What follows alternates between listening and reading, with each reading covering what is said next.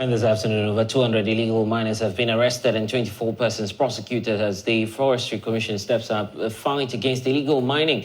We know that the Rapid Response Unit of the Forestry Commission at Joyce arrested 10 persons, including 4 Chinese nationals and 2 police officers, Detective Sergeant Yahya Andrews and Lance Corporal Azantilo, for engaging in illegal mining.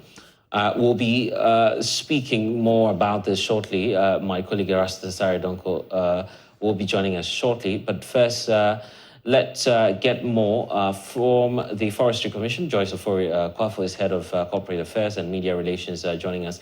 You say that you've arrested 218 illegal miners so far.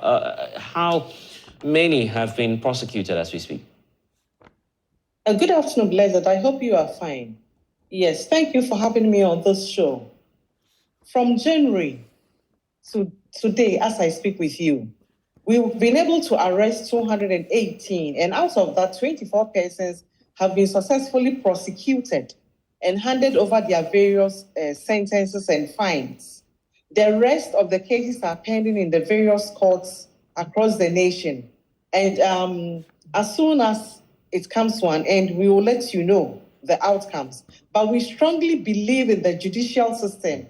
We seem to be having a challenge there. We'll definitely reconnect and, of course, get you some more updates on that. Awula Serwah is with the Eco-Conscious Citizens Ghana. Thank you for spending some time with us. The point about the latest arrest we're hearing of, how is this coming to you as Eco-Conscious Citizens? The question wasn't clear. The sound is a bit low. How are you receiving this latest reports that we're getting through from the Forestry Commission? Well, I mean, it's a good thing if those involved in illegal mining are being apprehended. So that can only be a good thing. So it's, I would say, to be positive news. And let's get a bit of an update once more. Apologies there, we lost, the connection to the Forestry Commission. I was asking earlier about the arrest you've made, the prosecution. You said you update us on that, but it goes to the heart of, the question about how you're protecting the forest as well. What more has been done in terms of reform? We are doing a lot to protect our forests. First, we have our Rapid Response Unit. I'll call it the armed wing of the Forestry Commission, and these are men and women who have undergone training at the Esuchari military camp. And they've been given guns, to also protect themselves and to protect the forest as well.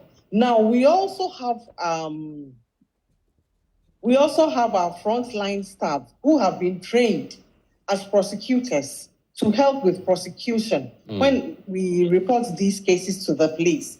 With some of the cases, we will be in the best position to explain to them how this thing happened and how, this thing is, and all those kind of things. So we have trained our own prosecutors. We also have a legal department, a whole legal department in the Forestry Commission who handles such cases when it becomes very tough for some of us. We have good relationship with the judiciary and then the police so that they help us with the prosecution of forest offenders. We are doing a lot. Now, we also have a system called the Community Resource Management Areas, a mechanism which has been approved by the government to bring the community members' attention to the fact that they can also benefit from the forest so they don't go into illegalities. But there are a lot more that we are doing to protect the forest. And as usual, we carry out our awareness creation and sensitization programs just to tell the people that what we are doing now, we are harming our own selves. Now, what we know is that when years ago, when 2 countries are fighting, the first thing one of them will do is to poison the water body or the water source of the other. And as soon as they are able to do that, they will have their way through. But now what do we see? We are doing this to our own selves. We are killing our own selves. Right. In fact, we have sold our future. When you touch water, you basically touch everything in a country.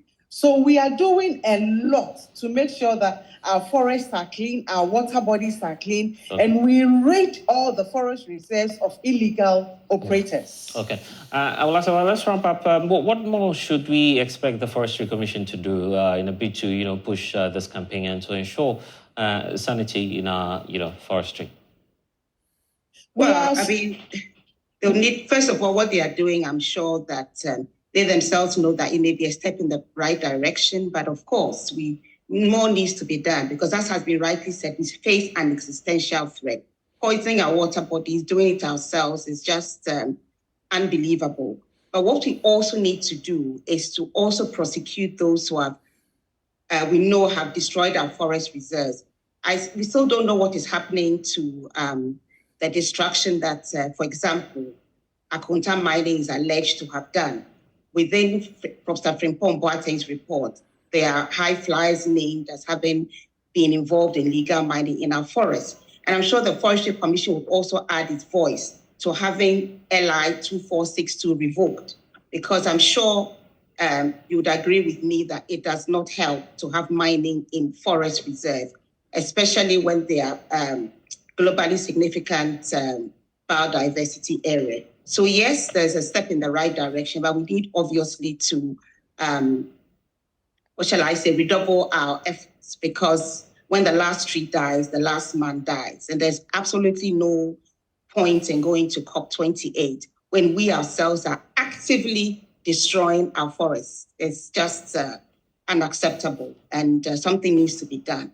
I was concerned about the safety of the forestry officers because we had reports of some having been shot by well-armed illegal miners. But since we are being told that they're well protected, then there's some comfort in that because they are the ones putting their lives on the line when they are truly trying to do their job.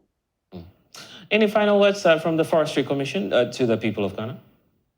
I'll use this opportunity to appeal to all and sundry that the forests that are there, in as much as Forestry Commission has been named as the one protecting it, the benefits are being enjoyed by all. So let us all protect our forests. Let's say no to galamsey and illegal felling of trees in the forest. Let's say no to poaching.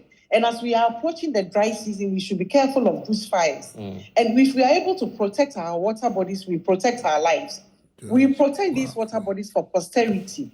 And the country will be an enjoyable one for all of us. But if this continues, we also appeal to community members especially to give the Forestry Commission information about anything or anybody they suspect of being an illegal operator in the forest. They should kindly inform us and we will quickly take action. Thank you very much. Thank you. And that's Joyce. Joyce, thank you for spending some time with us, and also to you, Awula Serwah, joining the conversation on to Parliament, because the minority there is warning that there will be a significant hike in the cost of fish this festive period due to a myriad of factors, mainly the scarcity of premix fuel, contributing to the debate on the approval of the budget for the Fisheries Ministry. Minorities